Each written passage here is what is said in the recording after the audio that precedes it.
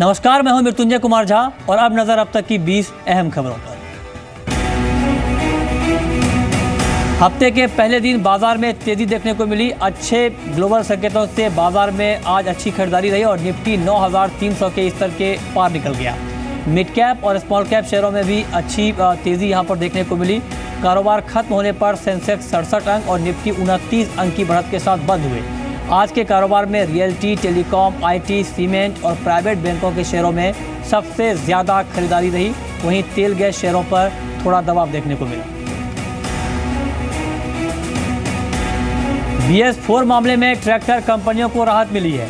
खबर के बाद ऑटो एंसिलरी और ट्रैक्टर कंपनियों में तेजी दिख रही है। सुप्रीम कोर्ट ने ट्रैक्टर कंपनियों के अलावा कृषि और कंस्ट्रक्शन वाहनों को BS4 लागू करने से छूट दी है। सुप्रीम कोर्ट के इस फैसले से महिंद्रा एंड महिंद्रा, स्कॉट्स और अशोक लेलैंड जैसी कंपनियों को बड़ी राहत मुमकिन है। सुप्रीम कोर्ट के मुताबिक कृषि और कंस्ट्रक्शन वाहनों के लिए अलग मापदंड तय किए जाएंगे। कंसल्टेशन के बाद नए मापदंड तय किए जाएंगे और कंपनियां नए मापदंड मानने को तैयार हैं। सरकार ब्लैक मनी के आकाओं पर शिकंजा कसने के लिए एक और कदम उठाने जा रही है। जी बिजनेस को मिली एक्सक्लूसिव जानकारी के मुताबिक आईटी विभाग ऑपरेशन क्लीन मनी के लिए वेबसाइट लाएगा। सूत्रों के मुताबिक इस वेबसाइट में नोटबंदी के बाद जांच के घेरे में आए लोगों का ब्यौरा होगा। आपको बता दें कि नोटबंदी के बाद सरकार ने 18 लाख संदिग्धों को नोटिस भेजे थे, जिनमें से 62,000 लोगों पर जांच चल रही है। इन सभी लोगों का नाम और लेन देन की जानकारी वेबसाइट पर डाली जाएगी। वेबसाइट के जरिए ही आईटी विभाग लोगों को सफाई का मौका भी देगा।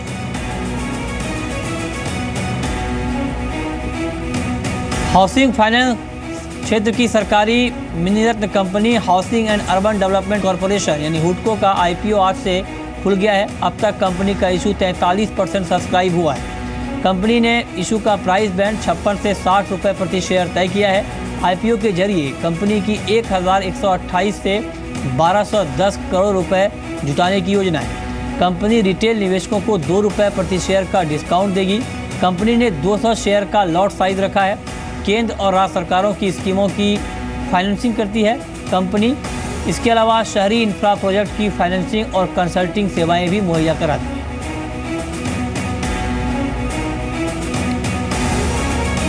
देश के सबसे बड़े बैंक SBI ने होम लोन ग्राहकों को बड़ा तोहफा दिया है। बैंक ने 30 लाख रुपए तक के होम लोन की दरों में 0.25% की कटौती करने का ऐलान किया है।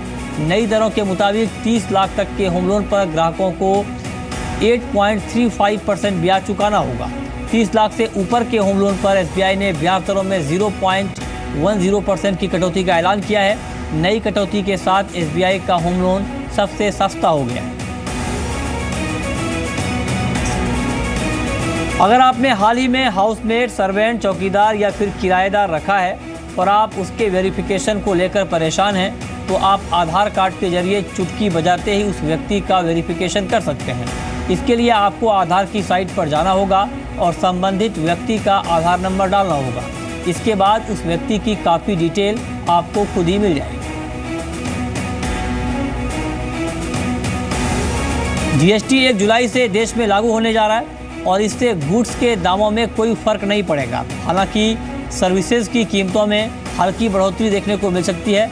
वित्त मंत्री अरुण जेटली ने CIA Kotak investors round table में बोलते हुए कहा कि GST अभी तक का सबसे बड़ा टैक्स रिफॉर्म है, जो न केवल देश में एक बाजार बनाएगा बल्कि ईज ऑफ डूइंग बिजनेस को भी बढ़ावा देगा।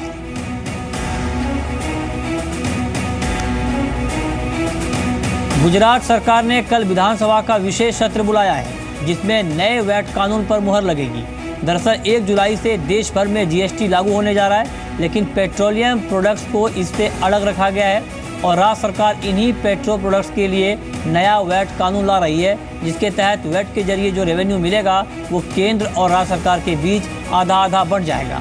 आपको बता दें कि पेट्रोल, डीजल, क्रूड और गैस समेत करीब 10 पेट्रोलियम उत्पाद पर वैट से गुजरात सरकार को 20,000 करोड़ का सालाना आय होती है। अगर छुट्टियों में कहीं जाने का प्लान बना रहे हैं तो ये खबर आपके लिए ही है।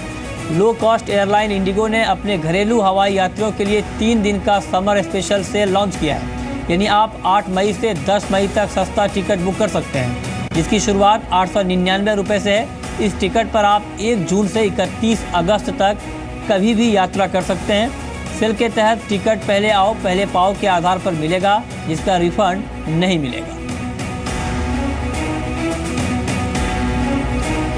गाड़ी खरीदने का मूड हो तो सही समय है और ले डालिए, क्योंकि मारुति ने अपनी 3 गाड़ियों पर बम्पर डिस्काउंट का ऐलान किया है। मारुति ने सेलेरियो पर डिस्काउंट को 35,000 तक बढ़ा दिया है, जबकि वैगनार पर 30,000 रुपये तक की छूट मिल रही है।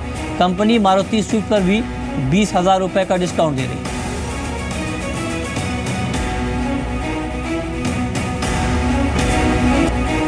दिल्ली मेट्रो में सफर करना बुधवार से अब थोड़ा महंगा होने जा रहा है। दिल्ली मेट्रो रेल कॉरपोरेशन यानी DMRC ने किराए में बढ़ोतरी की मंजूरी दी है। अब न्यूनतम किराया 8 रुपये की जगह 10 रुपये होगा और अधिकतम किराया 30 रुपये की जगह 50 रुपये होगा।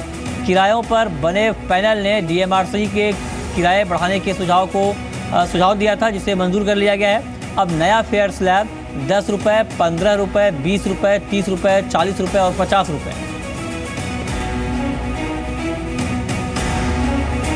नोएडा में बायर्स की समस्या बढ़ती जा रही है। अब द 3C बिल्डर के होम बायर्स ने नोएडा अथॉरिटी से जल्दी घर देने की गुहार लगाई है। द 3C बिल्डर ने 2011 में लोटस 300 प्रोजेक्ट लॉन्च किया था, लेकिन अब तक प्रोजेक्ट का पोजीशन नहीं दे पाया है। कुल 6 टावर बनाने का वादा किया था, लेकिन 2 टावर में ही काम शुरू हो पाया है।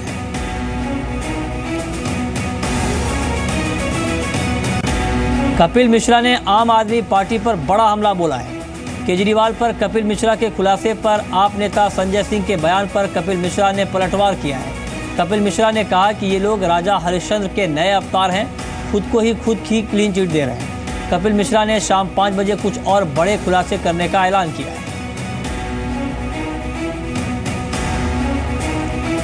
कपिल मिश्रा के आरोपों पर केजरीवाल ने चुप्पी साध ली है, लेकिन आप नेता संजय सिंह ने कहा कि कपिल मिश्रा बीजेपी के एजेंट के तौर पर काम कर रहे हैं।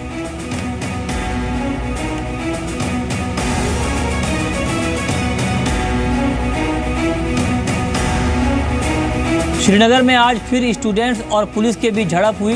छात्रों ने त्राल में एक मार्च निकालने की कोशिश की, जिसे सुरक्षा बलों ने आगे नहीं बढ़ने दिया, जिसके बाद छात्रों और सुरक्षा बलों के बीच झड़प हुई।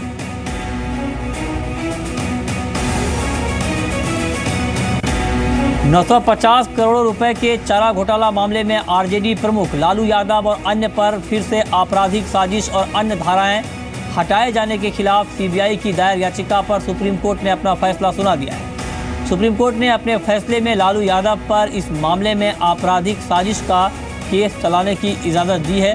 कोर्ट ने 9 महीनों में सुनवाई पूरी करने का आदेश दिया है। सुप्रीम कोर्ट ये भी तय कर दिया है कि चारा घोटाले से जुड़े अलग अलग मामले चलते रहेंगे।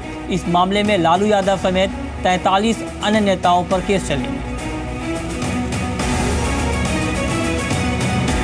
जम्मू कश्मीर के बालाकोट में पाकिस्तान ने फिर सीज फायर तोड़ा है। पाकिस्तान की सेना ने भारतीय चौकियों पर फायरिंग की, जिसका भारतीय सेना ने मुंहतोड़ जवाब दिया।